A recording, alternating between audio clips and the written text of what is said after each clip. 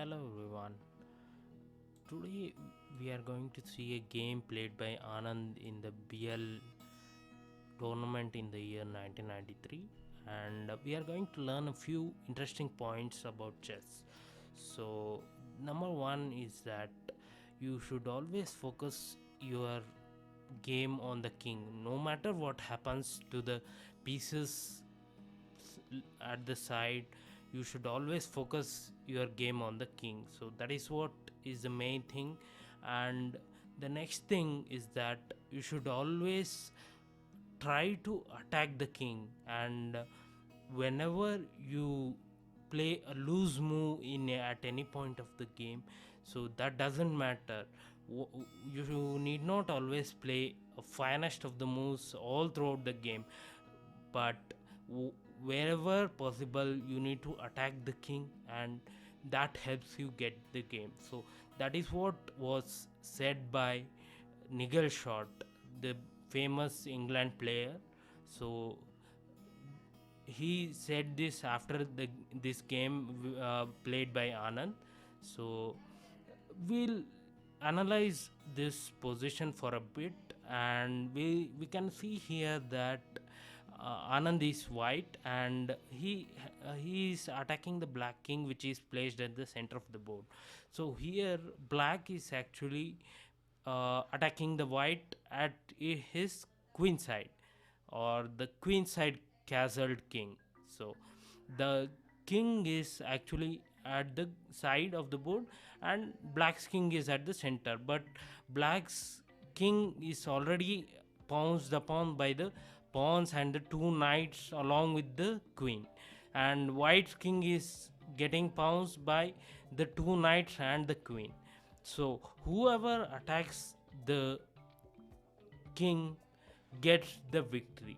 So here black played the correct move by sacrificing the knight on the b2 square. So you can pause the video to think what exactly was the reason behind sacrificing the knight on the b2 square. So the point here is that if white captures the knight, then black gets the initiative of an attack. So he is going to attack the white king first rather than white attacking the black king. So if you are very much focused about your king safety, and also about the pieces which is getting attacked here, which is the rook on the d1 square, so if you are rightly thinking about it, then if you capture this knight, then you are under tremendous attack with the knight giving check there, and knight comes to c3. Now queen has to go to d3 square near and be near to the king to guard it. So but here comes a very good move, e5.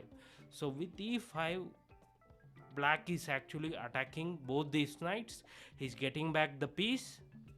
At the same time, the attack on the black's king is actually quite neutralized here. So that is the main thing which we get to know if white actually captures the knight. So here Anand cleverly plays a very good move with the counter attack on the black king. So the counter attack on the black king is f takes c6.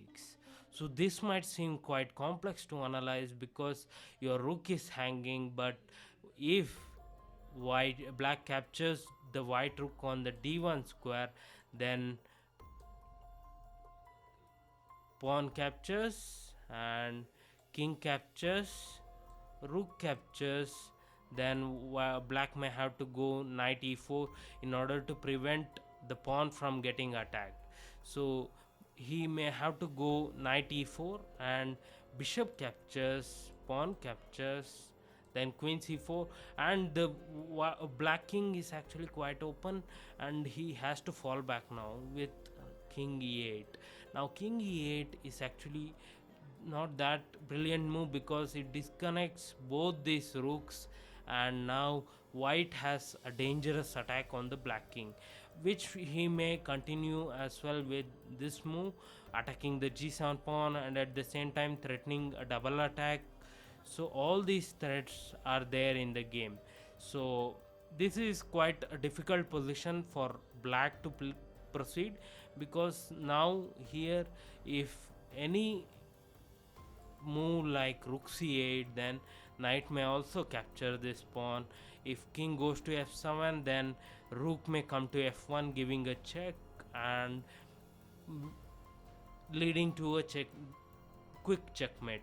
So even though white is an exchange down, the bad placement of the king is what is allowing white to actually pounce on the black pieces. So this is not possible. So what he does now, he has to capture it back. If he captures the pawn with the pawn, then now knight captures the pawn. Again similar threat comes with the knight on g7. So this threat is a constant threat which will force black to actually give up a material. So f into e6 is quite a brilliant move. And also, let's say he doesn't capture the pawn and pushes the pawn, then his knight on the b2 square actually gets lost. And if he comes here, white may even sacrifice this rook for two pieces, and he's simply up in the position and he may as well proceed on to win the game. So this is what Anand played, and he captured the pawn. And after this point,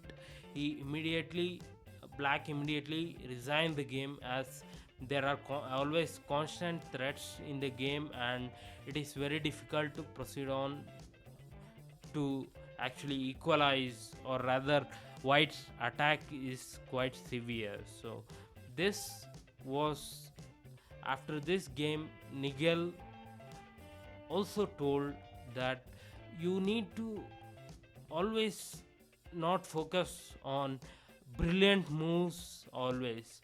So even a normal move can actually get you to proceed with the game, but the main objective of the game is to focus on the game. So that's what Nigel Short told, and that's what you should also follow in order to improve yourself as a chess player. Hope you like this video. Thank you all for watching.